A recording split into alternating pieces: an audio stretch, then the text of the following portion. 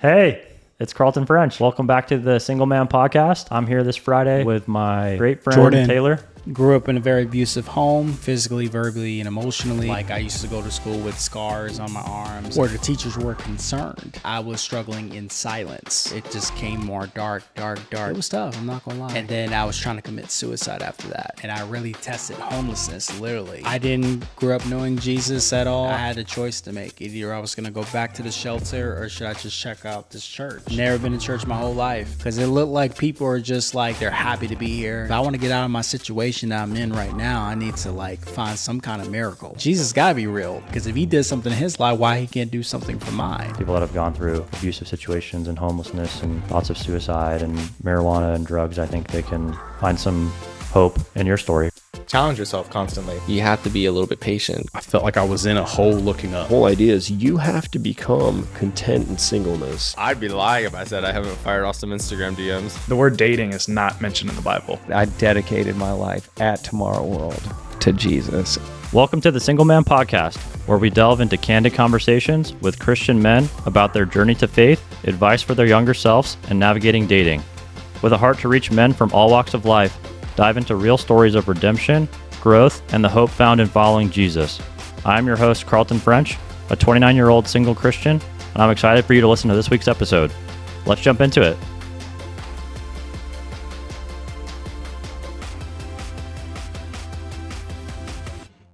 Hey, it's Carlton French. Welcome back to the Single Man Podcast. I'm here this Friday with my great friend, Jordan Taylor. Yes, sir. Jordan, how you doing, man? Doing good, man. Glad to be here. Yeah, thank you so much for coming on the podcast, Jordan. I'm excited for the audience to be able to hear some of your story today and for them to be able to learn about how you're navigating life as a single man here in Atlanta. And I think your story is really going to be encouraging and inspiring to single men listening and really the whole audience that's listening. So just really grateful for your friendship and that you would spend some of your time coming on and sharing today. Yeah, for sure. Thank you for having me on here. Yeah. So quick introduction on Jordan. We first met 2 years ago through our church here in Atlanta, Georgia, Passion City Church. And I was helping lead this game night, summer kind of hangout for the young adults at the church.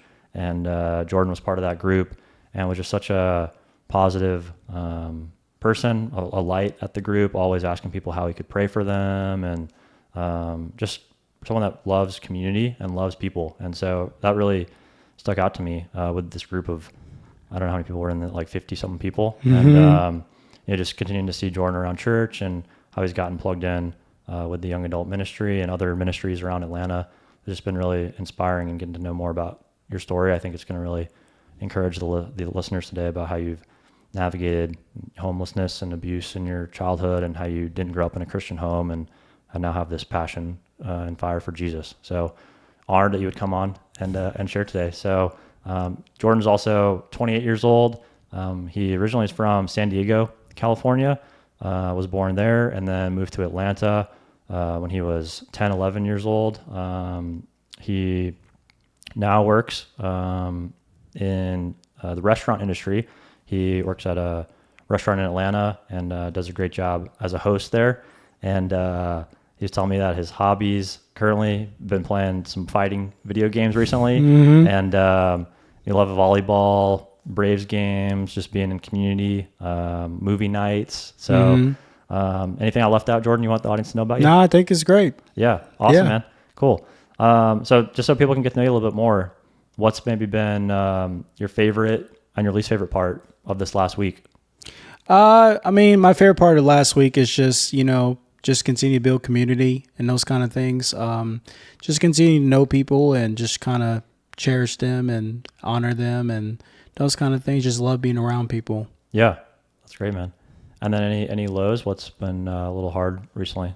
Just reconnecting with my family and stuff, been through that for a while. And, I just, God give me the prayer and the grace that he needs to help me through this reconnecting with my family thing. So that's pretty much it. Yeah. That's great, man. Would love to have you talk a little bit more about kind of your family dynamics as we get into your story. So, like I said, born in San Diego, moved to Atlanta. What was your childhood like? And then at what point did you kind of come to understand who Jesus was? I know you didn't grow up in a Christian home. Mm-hmm. Yeah, I mean, so for me, it's, San Diego. I came down to Atlanta around 10, 11 and stay in a house in a very small town, just 30 minutes from Atlanta. When you grew up in a very, rich family or whatever, you got everything you ever wanted and those kind of things. You're gifted. And so, when I was staying with my mom and my dad or whatever, I basically grew up in a very abusive home, physically, verbally, and emotionally, and those kind of things. And it was pretty hard. I'm not gonna lie. It's when you're dealing with people that have, my mom suffered with mental health, with bipolar disorder, and those kind of things, and went through a lot of abusiveness, and used to get locked in the room a lot. For those who doesn't know what getting locked in the room is like, just imagine you getting locked in the room when they switch the lock, so you'd be stuck in the room. And so that's when I used the bathroom at times, I used to cut the screens for the window, and that's how I used to pee and poop at this there most of the time when doors are being locked and you have really nothing else to really do, and it's just really hard. I'm not gonna lie. It's just but that was during that time. And then What ages was that kind of all happening? probably around like 12, like 13, 14, 15. And then that's where I used to get beatings that mix onto it as well. Like I used to go to school with scars on my arms and those kind of things where the teachers were concerned. And so it was pretty hard for me throughout those times. And so You said you kind of grew up in like a rich home as well. So that was the case too, but then your parents were abusive through that? Yeah. Okay. Gotcha. But they call it as more like discipline instead of abusiveness. Okay. Yeah. Gotcha. Okay. So then you're going to school. Your teachers are starting to notice bruises. Yeah. So that's when we started doing counseling and those kind of things. And, it's just like, they want to help you. And I think the problem with me during that time is that I was struggling in silence. And I was taught to kind of like whatever happens in the family stays in the family. And so it was kind of difficult through that time because I couldn't really say anything, because otherwise it would be consequences being back at home, dealing with your parents that give you so much of anxiety and those kind of things. So that's just kind of like what I grew up around. And so when I turned my 18th birthday, I moved out of my mom's house because I left my mom's house, got tired of living that way. And then I moved into my grandmother's house. And she lives probably like a 30 to 45 minutes away from where my mom is, walking wise. Okay. And so my uncle used to is staying over there right now. And then of course her husband and stuff. And that's when during a month before I graduated high school, I stayed with her and I went through abusiveness with her too. And I found out she had mental illness and my uncle had anger issues. So it was just kind of very dysfunctional. It's just like, sometimes you try to lean on people to get yourself out of the situation, but at the end of the day, it made it matters a lot worse. And all that, I didn't grow up knowing Jesus at all. I was just kind of like trying to figure it out, how to get out of that type of situation. Right. For those who don't know, like on Sundays, all I did on Sundays was watching NFL football. Right. And that's all I grew up around, was watching football, prioritizing on football all the time and see what happens during games and your priorities be on sports, that church was not even a thing at the time. Right. Like no one ever even mentioned church or religion or Jesus in your house. Not that I know. I mean, I saw a Bible in my dad's closet, but they never really spread that to my attention. So, yeah, sure. Speaking of my dad, I found out that my dad, when I was 16, He basically turned out was my stepdad and didn't know it. So I was kind of shocked by that, actually, because we had two different last names. And so I have two sisters now. One is actually 18 now, and they're 16, and I haven't seen them in 10 years. Oh, wow. So it's been a long time, and my mom wouldn't allow me to see them because I left her house and stuff like that. And it's just kind of like, it just baffles me that my mom would not allow me to, like, even see them, Right? Just to even have a relationship with them. Right. So it's just like, it was tough. I'm not gonna lie. Yeah. So then, thank you for sharing all that first. So then you're getting to the point, okay, living with your grandma now, trying to get out of the abusive situation, and then you're almost back into another abusive situation. So what kind of happened after that? That's when I try to go back to my mom's house. So my grandma gave me a ticket to the airport to take me to San Diego. Oh, wow. So I called my mom and from somebody else's phone, because I didn't have a phone at the time, and I had to tell her, like, hey, I'm going back to San Diego and those kind of things. And my mom didn't want me to go back to San Diego because of all the dysfunctional stuff that happened over there. And so I had to make a decision. Is either my mom called the police and asking her, like, okay, my grandma already paid for the flight for me to go to California, or should I just come back to Atlanta and stay? So I had to make a decision. So my mom tells me, if you stand by the bathroom, the police officer is going to come and grab you. But then the door was open in the airport just to let you go in and fly back to San Diego. Yeah.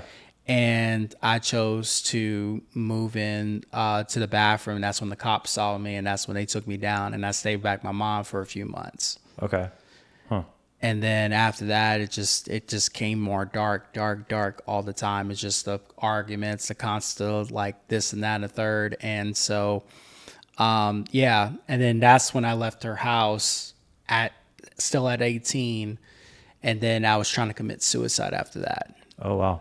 Yeah. What was that like, your mindset, and then what actually happened? When you deal with too much abuse and you deal too much, like, you don't really know what to turn to at times, and you try to, like, find something to even cover up this pain and suffering that I've been dealing with for so many years. And so I ain't gonna lie, I was trying to end my life at that time, and I got hit by a car at 18, and luckily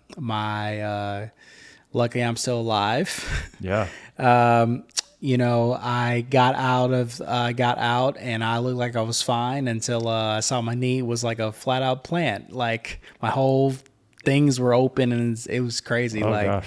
And I had a sprained ankle. Luckily, I had a sprained ankle, so I had to take orthopedic surgery. And this is during the time I didn't know Jesus at the time, and it's just like, it was just like rough. And so did you like try to get hit by the car, like, Yeah. just commit suicide, you're saying? Yes. Okay. And that was my first suicidal attempt. Yeah. And I ain't gonna lie, it was just like, I was working at this bowling alley called Pinstrikes in my small town. And so that's when one of my coworkers was telling me about this mental hospital that I can stay at just to get away from my mom and stuff like that. So Okay. the mental hospital I was staying at was called Southern Crescent Pines. Okay. And it's still in that small town area. And I stayed over there, and I ain't gonna lie, I did not like it. I was surrounded by so many different mental health patients, and it was just like different personalities and stuff like that. I was like terrified. I didn't feel like I was belonging at joint. Yeah. Wow. Yeah. There was this medicine that the doctors were giving me called Resveratrol, and that's called going straight to sleep. Oh gosh. Okay. Yeah, that was a lot. I'm not gonna lie. And then they shipped me into this place called Ridgeview down in another small town. And then that's when I was stay there for like a week. And then that's when they transferred me in Atlanta. That's when I went to this shelter called the Covenant House, which is like homeless routines for 18 through 24. Okay. Wow. So you get to Covenant House. You are still in the mindset of suicide, or are you trying to like get out of that now? Trying to get out of it, just trying to at least have something to like feel like my life can turn around and those kind of things. And so I got to the Covenant House and led to like, when you be around a bunch of young adults and you feel like, okay, I can connect with these people, like, different trials and tribulations. And at the time, I grew up around the wrong crowd and those kind of things. So the type of experience that I've dealt with, I carried into when I was homeless and those kind of things. And the first time I was at Covenant House, I got kicked out and I really tested homelessness, literally. And stayed, we called it in Atlanta called the bandos, which is called abandoned houses. So I stayed in an abandoned house for like over, I think 9 or 10 months. Wow. And it was, man, it was rough, man. I ain't gonna lie. That was a real homelessness for real. Like I've never asked for money or anything just to feed myself. Right. It was difficult, man. I'm not gonna lie. And just luckily that the Covenants took me back in. Second time around, I did the same thing, got caught up in the wrong crowd, got caught up in the wrong place, wrong time. What were you doing? Like, what was that like? When you when you have people around you that affiliate with the gang related when it comes to Blood, Crips, and GDs and all this other stuff. And then you get sucked into that and you get kicked out again. And this time, there wasn't any abandoned houses at the time. I was staying at this place called the Bridge to Nowhere. And it's literally a bridge where it's like there's tents. And then right at the end of the bridge is where you can drop off and end your life. Oh, gosh. And those kind of things. And so I ain't gonna lie, at that time, I was thinking about like dropping myself off and just giving up on everything. I'm like, why does this keep happening to me all the time? It's just unfortunate. So they took me back for a third time. And then that's when I started turning my life around in a little bit in certain ways. And got a job. They got me a job at Publix. It was a job fair that Covenant House was doing. And you get hired on the spot and those kind of things. And so I went to Publix and got a job there, got hired on the spot and put me as a grocery clerk at first. Okay. And so I don't know. It's just, I still trying to figure out, still didn't know Jesus at the time. And how old were you at this point? Probably like around 19, 20, okay. 21-ish. Okay. And so I think, so I was working there for about 2 years and it was, I met a lot of different people. I was still first time I made my own money for myself. I don't have to rely on my family to do everything for me. Yeah. And it was pretty nice, grocery clerk, it's always nice to, work at a job where it's like you're just on and go and stuff like that. And so I don't know, everybody kind of caught on that I like to talk to people and stuff like that. And that's when my store manager recruited me out of grocery to bagger. Okay. And so it was pretty nice. Then I started talking to all different types of people and those kind of things. And then, every time I get off work, I go straight back to the shelter and get back to still doing the homeless phase. And there's this one particular couple that always come to Publix all the time, invite me to, and that was always very welcoming and those kind of things. Always tip me every time. Wow. When we see each other all the time. And this is an older couple, and they were asking me about like, how's your life and stuff, and we kind of got a little personal. And I was telling about my situation being homeless and those kind of things, and they told me about this church. Really? And, how asked me about church and those kind of things. And it's like, I'm not really religious or anything. It's just trying to, get through life or whatever. And he said, well, me and my wife, we've been attending this church for quite a while now. So I think, and it's a bunch of younger people, I think you should definitely come out. And so, what time do you get off? And I said, well, I get off at 4:30. And so, well, there's a 5 o'clock, gathering, a bunch of young people there, you should definitely check it out or whatever. And I was like, okay, cool. So I had his number and stuff. And so I got off at 4:30 that Sunday, and I had a choice to make. Either I was going to go back to the shelter or should I just check out this church? Yeah. I went to the church, and for the very first time it was very different. Yeah. Very different. Right. And Never been to church your whole life. never been to church my whole life. And so I've literally went down there and saw him, told me he was sitting at the very front row, right side of the stage. Wow. And I was like, okay, this is very big for first a time. lot, yeah, front row. Yeah, right, very front row. And so this is the part that kind of threw me off, though. It was like, the music was playing, and I was like, man, like these people are like on fire. Like, what the heck is going on? Right. Is this joint? Right. Like the music, the production, and everything else. I'm like, this is crazy. Like, what's going on in this joint? Yeah. And so like the guy came down after he performed his music, and he was actually the lead of the band. I'm like, whoa, this is like, I feel like I'm in the VIP spot. Really? Wow. The guy that invited you at Publix?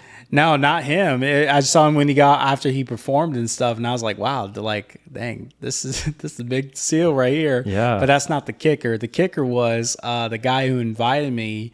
He actually got on stage after he did the giving, and it kind of threw me off at first. I'm like what's happening right now? And I found out that the person that was singing part of the band thing was actually, he told me he was actually the main guy that runs it all. Yeah.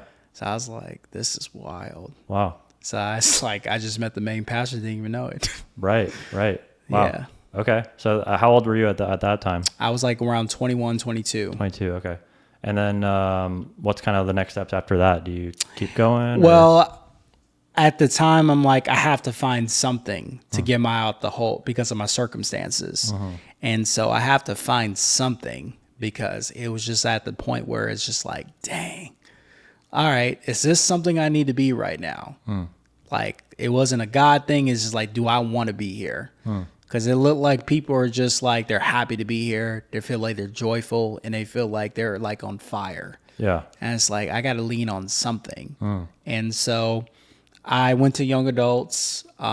He told me about young adults, and I got plugged into young adults. And it was very powerful, because it was like, wow, these people were just like, I don't know, just something about them, just powerful. Something's different. Something's different, right? Yeah, than the people you had grown up around. Yeah. Like, you feel seen, you feel known and recognized. Like, that's a powerful thing, because I think that's what you want to have in your life is to be heard. Yeah. And I think that's a very powerful thing. And it's just like, and I don't know, that's what draw me towards is I'm like, something about this, I'm like, I need to be a part of this. If I want to get out of my situation that I'm in right now, I need to like find some kind of miracle. Yeah. Like, whatever that is, I just need any kind of miracle at this point. Right. And so that's when I think it was somebody's baptism story at church at the time. And that's when I heard about their story about what they come from as far as like abusiveness. And, I did smoke marijuana during that time and stuff, just trying to live, trying to find my way, whatever's covering from this pain inside of my heart. Right. And so I don't know, when I listened to that guy's testimony, it was just about his abusiveness and try to smoke marijuana, try to cover up his pain and those kind of things. And it just kind of like was very powerful. You like saw yourself almost in his story. story. Right. And it's just like, if I see someone like that, I'm just like, why can I can have that too. In the most like joyful way. And I said, I like, Jesus gotta be real at this point, because if he did something in his life, why he can't do something for mine? Right. So that's when I started following suit, and that's when that time where I started following Jesus was from someone's testimony of how far they come. Because I think a lot of times we're so quick to think of where they're at now and not where they come from. Yeah. Right. Yeah. That's awesome, man. Wow. So powerful. I think that you being vulnerable and bold and sharing your story and believing God's going to send out this conversation to impact men similar to how you were impacted by his story, and people that have gone through abusive situations and homelessness and thoughts of suicide and marijuana and drugs. I think they can hopefully find some hope in your story, right? Yeah. So then, okay, you see his story, you're like, all right, sounds like it's maybe worked for this guy. maybe it can work for me too. What was kind of the next step around actually trying to understand who Jesus was? Well, I think the thing what I knew about Jesus was to just watch people how they move, and if just watch how people lead people. And I think it took me time to really look at that, because it was just like I was still in that little inside, like still smoking marijuana, those kind of things, still trying to like see like, okay, and I'm gonna keep continuing, and lucky I was consistent enough to keep going, That's when I ran into my mentor, Ryan Jascott, who's been my mentor for the last 4.5 years. Yeah. And I met him through a men's gathering at his place in Atlanta. And so it was about 50 to 75 guys, and I've heard that he was very involved with the Covenant House too, which I didn't know anything about. And he was part of the Young Professionals, raising money for sleep out events where people can sleep outside for one night just to honor the youth and those kind of things. And so that's why me and Ryan's relationship actually started. Wow. Okay. That's awesome. So you meet Ryan, and did he start telling you about Jesus in more detail? Yeah. Okay. So, he told me a little about his testimony of how he was more of a party starter and those kind of things. He grew up in a Christian household, and, he said about he was, he just likes to have fun, do a lot of parties and those kind of things, got into drugs during when he was in college and those kind of things, and kind of just lost his faith through that time. And then it just kind of like, he almost overdosed twice. And got to the point where like he keep living his life that way. And he moved to New York after he graduated from Florida State. And, he started going back to church again in New York and whatever. And then he kind of like moved to Atlanta, I think four years ago and whatever. And that's when he went to the church and stuff and got to like knowing Jesus more. Yeah. And it took a lot of people around him to help him through these struggles that he's been dealing with. And he's definitely embraced that for sure. Yeah, I think two things you said are really powerful. So the consistency aspect. Yeah. Right? Like continuing to show up. Maybe it's not the first time you show up to a church gathering you're going to have this revelation of who Jesus is. Yeah. And then two, having people around you that kind of pour into you, and you being able to learn other people's stories and people being able to care about you. Yeah, and that for kind of sure. comes with the consistency. The more you come, the more opportunities you have to meet people. If you had stopped coming, you might not have met Ryan. You might not have, been at the young adult events. Yeah. You might not have had that opportunity. So yeah, so powerful. That's awesome, man. So at what age was it that you really believed in Jesus and started to follow his teachings? At 22. Okay. At 22. It was around June, and that was around my pastor's birthday. Okay. So that's 6 years or so ago now. Mm-hmm. So what's been different about your life now, the last 6 years following Jesus, for people that are listening? How can they maybe see the change come across in this conversation? I think the maturity and growth, that's what it comes down to. Everything is about who you surround yourself with and what you pay attention to. See, a lot of people, like when it comes to like your spirituality thing, people are watching you how you move, and how you lead and serve others makes a big difference than you just kind of like living this 1 foot in, 1 foot out lifestyle. Yeah. And so I don't want to live my life living this 1 foot in, 1 foot out lifestyle, because who I'm really impacting. Am I really impacting outside of just, I'm impacting God, but I'm also impacting the world too. So I'd rather be following Jesus by like, I want to be fully in with him. Whatever he's called me to do, let's do it. You know what I mean? Yeah. And I think that I can give people grace, something I didn't do before. And I also learned just to be humble throughout my situation and my circumstances, instead of just bragging about certain things that I should be bragging about, and I think following Jesus is such a powerful thing in my heart, because it shows a lot about you're not alone in this either. Right. And you so have Jesus with you. Yeah. So as long as you have Jesus with you, you can overcome anything. And I think you got to take the time to make that stuff happen with that as well, because everything is not, tomorrow's not guaranteed. Right. for anyone. So you just got to make the most out of it. Yeah, literally. I think it's 150,000 people die every day. It's crazy. And you don't think about it, right? But yeah, where do you want to spend forever? How do you want to be living while you're on earth? You know, you had experiences where you tried to die, right? You're like, this isn't worth it. And now being able to know who you are now, it's like so wild for me to even think that you had that experience before, because you're just such a positive person now, so happy and joyful. So hopefully that comes across in this conversation to everyone listening. So I guess turning into, you know, if you could somehow go back in a time machine and talk to younger Jordan, you know, when you were going through the abuse, the homelessness, what advice would you have for him now, knowing what you know now, where you're at? You are enough. You are enough. No matter what the circumstances life throws at you, you are enough. And I think that like people always don't say that about themselves, that Jesus knows that you're enough. I know you're dealing with a bunch of different trials and tribulations, but always the 3 words, you are enough. Yeah, that's good, man. As long as Jesus put you on this earth for, you're still enough. Continue to live the way God has called you to live. You know, regardless of what the circumstances throws at, you are enough. Yeah. Awesome, man.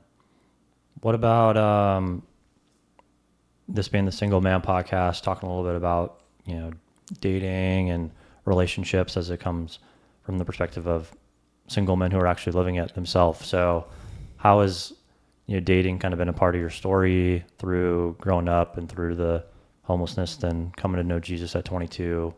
Did you date when you were younger? And then what does dating look like now? Yeah. Dating for me was like, you know, when you get caught up in culture, you know, as a black man. So, you know, when you get caught up in culture, when it comes to like, you know, the hip hop, the R&Bs and those kind of things, for those who most people listen to hip hop and R&B now these days. And, you know, I think just you know, like the shows that's out there, like Love and Hip Hop and the reality shows, a lot of people in our culture lives through that. And it's crazy because, you know, most people say like, oh, it's scripted and those kind of things. Yeah, it is scripted, but there's a lot of people that's still living in that, where it's like during that time where it's like, yeah, you got all these beautiful women and those kind of things, but they have the nastiest attitudes. It leads to toxic, and it just kind of leads to all of that. So it's just like, it's just crazy, because it's like you'd be so drained, because I'd be like, why are you like this all the time? And it's just like, it's very like, at times you try to control everything the best way you can, but in reality, it's just exhausting you even more, because you're trying to be that peacemaker where it's to a point where it gets very exhausting. Yeah. And that was how you dated before? Yes. Knowing Jesus? Okay. And then since coming to know Jesus, what's it looked like for you? So this is, I've been in 2 relationships. I'm currently dating somebody right now. Yeah. My first relationship was 2 years ago. Dated a girl at church. She liked me actually. And, for 4 years, had absolutely no idea. I guess she wanted to pursue me for a while, and I had no idea. And so, how did you come to know? I found out from a mutual friend. He told me about, you know, the relationship and stuff. Like, she was interested in me, and my thing is, like, I was open to it. So, I'm the type of person where I'm not picky. I'm not anything. I just want to get to know the person and see if this is a fit or not. And it was going well for a while. Then we dated for like 6 months, and then kind of like we kind of end things very not the best. You know, when you're dealing with people that are going through trials and tribulations like you do, and you're trying to be that asset towards them and remind them who they are, sometimes the pain and suffering hurts them more than someone being reminded them of who they are, you know, even as Christians. And the funny thing is, we broke up at Krispy Kreme. Oh, wow. Really? Yeah. One of my favorite donut places to be at. Right. Got her this latte and some Krispy Kreme donuts and those kind of things, and broke off like right at the table. Oh gosh, wow. Okay, so that was about 2 years ago. Yeah, 2 years ago, and Okay. then now I'm dating this girl now, and still met at church and whatever, and we've been dating for a month and a half. Okay. What attracted you to the girl you're dating now? Just her heart, I think, the support that she's given me, the good, being a good listener, that's such a big one too. Just make you feel heard, seen, and recognized, and, and feel supported, and, she's an introvert, even I'm very extroverted, and, things cancel out, and, just some things I'm teaching her in the season as far as connecting, putting yourself out there, because you just never know. And that's what happened with me when I was being alone and not really having anybody. That's why I encourage her just to keep putting yourself out there, talk to people, get someone's number, because sometimes she's not really good with names, because, you talk to someone and you just don't get each other's number, and you just kind of like, who's that person again? Right. So that's something I've been kind of teaching her in the season, and also just, just continue to pour into her throughout her trials and tribulations to what she has going on in her life. So it's going pretty good. Yeah. Congratulations, man. Thank you. Yeah. I think that's something you do a great job of, is getting people's numbers, following up, texting them. Like the other day you texted me just like, happy Monday, like hope you have a great week, it's like that stuff means a lot to people, and not many people do that. Yeah. So that really helps you, one, like show the love of Jesus to people. If we're going to talk about, being a Christian and like, what does that actually mean? Well, there's one part of having faith in terms of actually, the belief in Jesus, but then, faith without works is dead, the Bible says. So you don't work because you are trying to get to God. We show love to people and we show the work of our faith through the love that Jesus has given us. So I feel like you do a great job of kind of reflecting the love of Jesus out to people. Yeah, I think that's the biggest thing with me, is that I try to show encouragement, regardless if I know that person well or not. I don't know what they're walking in with, but that's why when I send you messages and I send in a bunch of other people messages, it's not just me just throwing it out there, because sometimes you don't know what people got going on that week. It takes a lot of something that I probably put on there just to make them inspired and remind them of who they are, Yeah. And, it's just a lot of different situations that I don't know anything about. I just try to use it to encourage, and sometimes, most of the time, it actually does encourage with people, because they were like, oh wow, I'm actually dealing with that right now. I appreciate it for that message. Yeah, that's great, man. One thing I just thought I wanted to touch on, given the homelessness that you had and your story coming to know Jesus. Let's say there's someone listening right now that they're currently homeless, or they're navigating through an abusive situation, and they don't know Jesus, they don't have a community in a church. What would you tell them? Like, if you could speak to them through the podcast, what encouragement would you give them now? Find a church, then addictions. That's going to help you get where you want to be, because the addictions are still going to be there regardless.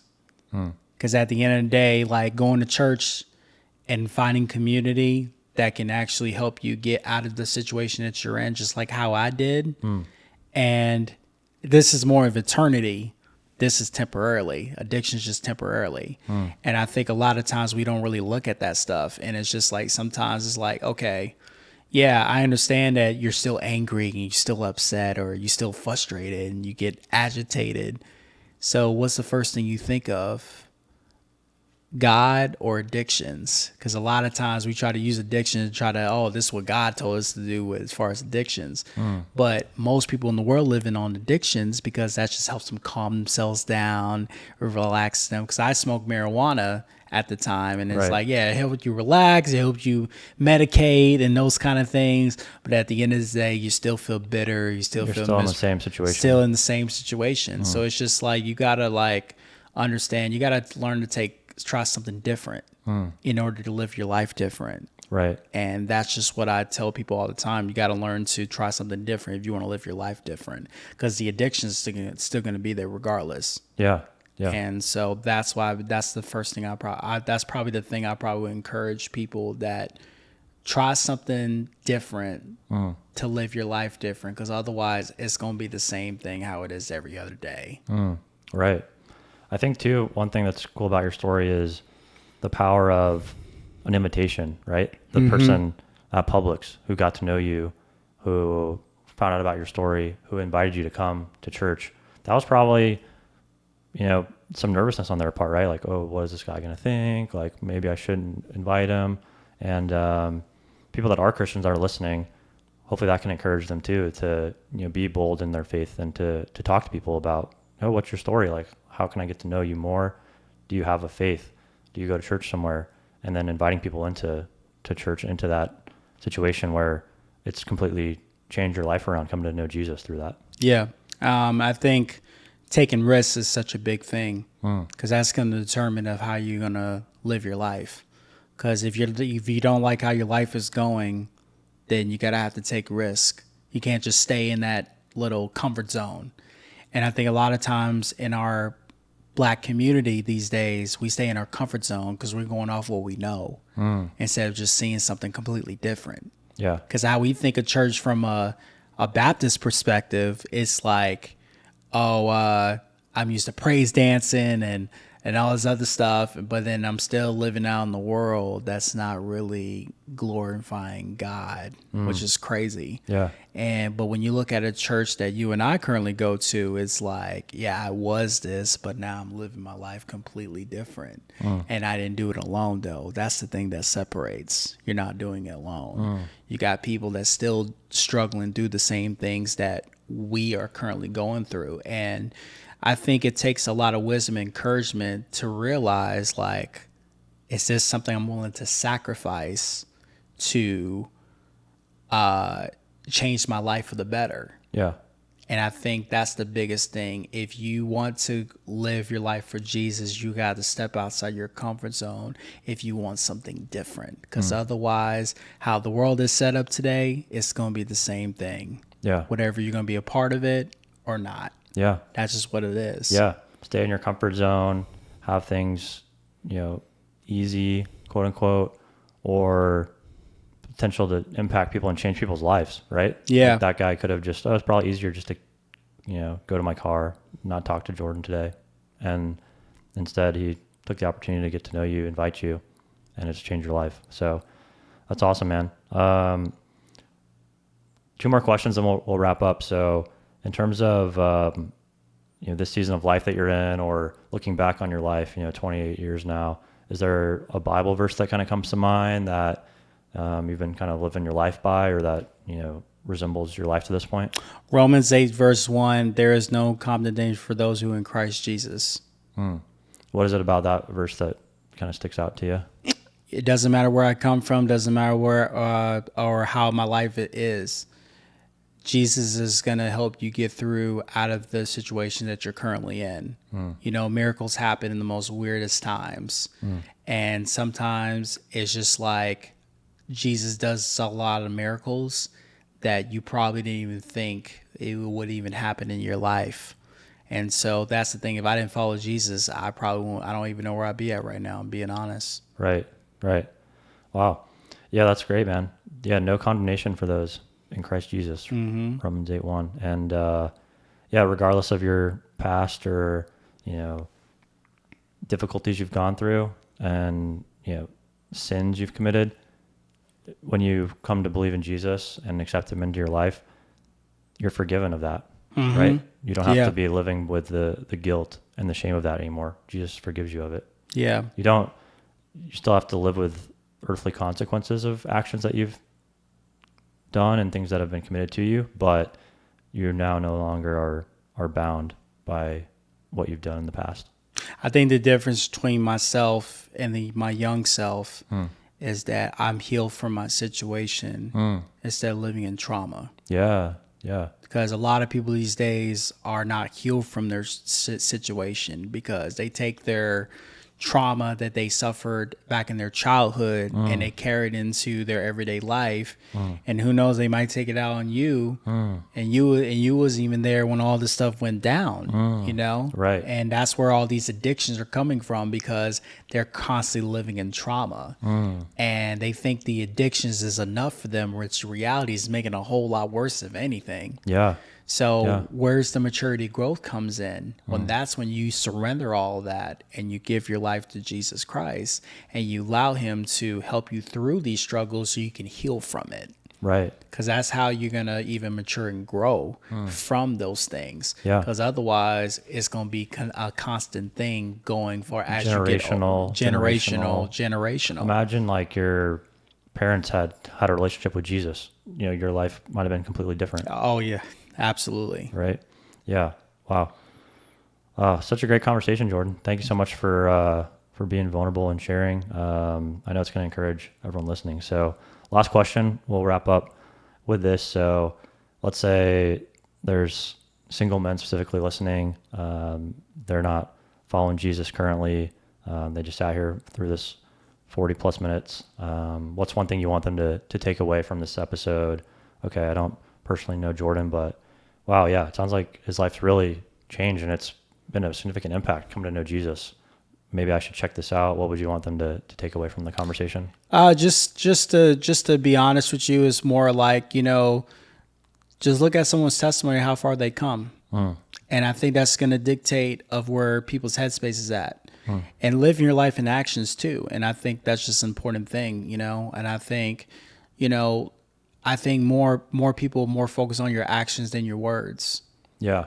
And, you know, once you start living your life that way, is either people are going to gravitate towards what you're doing or they're going to fall back.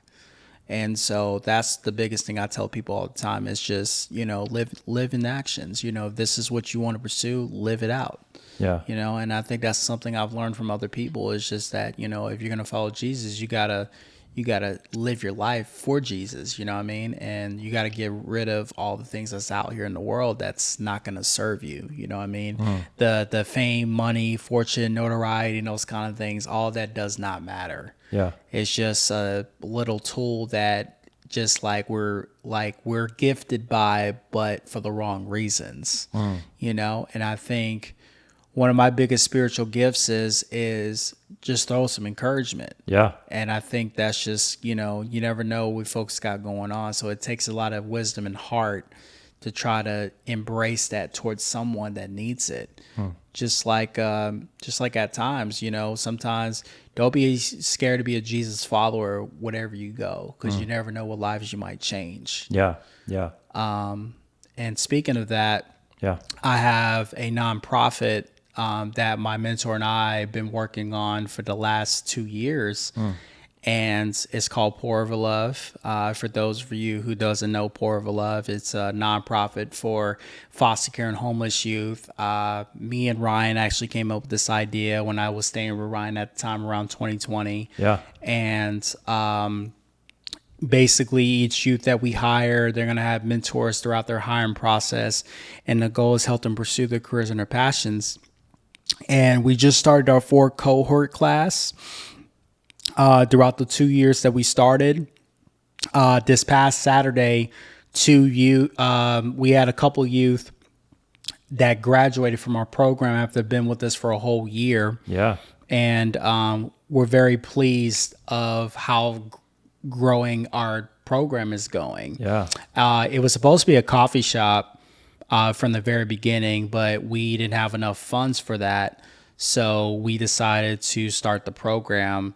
So we partnered with City of Refuge and those kind of things. And What City of Refuge for people that don't know? City of Refuge is basically like a little place where it's like that's where daycares, and we did some, you know, for people in government settings and those kind of things. They have classrooms, they have a cafeteria in there, and those kind of things. So Another nonprofit. it's another in nonprofit. Atlanta. Yeah. So Yeah, y'all are doing great work with Pour Over Love. I was asked to come and be a volunteer at one of the events earlier this year, and it was really amazing to see what y'all were doing. So, I'll put in the description of the podcast and on YouTube on Spotify and Apple. I'll put the Instagram link so people can check it out. Yeah, for sure. Yeah, if people are interested, they can reach out to you directly. Yeah. So for those who don't know Pour Over Love and how you want to reach out, follow us on Instagram, Pour Over Love Coffee. If you want the website, just type in pouroverlove.org. Yeah. And you're going to see me and my mentor Ryan in the on the website.